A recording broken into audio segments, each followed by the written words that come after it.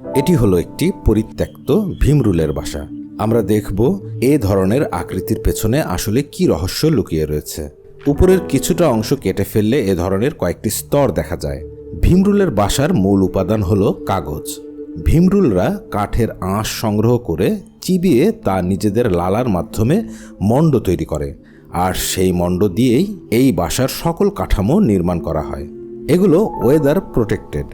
বাসাটিতে প্রথমেই এ ধরনের কয়েকটি স্তর থাকে, যা ওদের বাসাটিকে যেমন রোদ বৃষ্টি হতে রক্ষা করে, তেমনি উষ্ণ রাখতেও সাহায্য করে।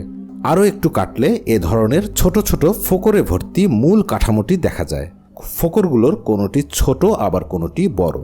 বড়টিতে জন্ম নেয় পুরুষ আর ছোটগুলোতে স্ত্রী ভীমরুল।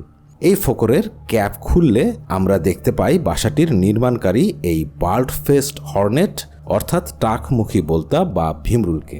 কয়েকটি স্তরে বিভক্ত বাসাটির প্রতিটি স্তরে ওদের নিরবিচ্ছিন্ন চলাচলের জন্য রয়েছে নিখুঁত ফাঁকা স্থান, আর সেজন্য স্তরগুলো এই পেডিসেল নামক দণ্ডে আটকানো থাকে। আশ্চর্য এই বাসাটির জটিল কারিগরি কৌশলটি জানতে নিচের ভিডিওটি দেখুন।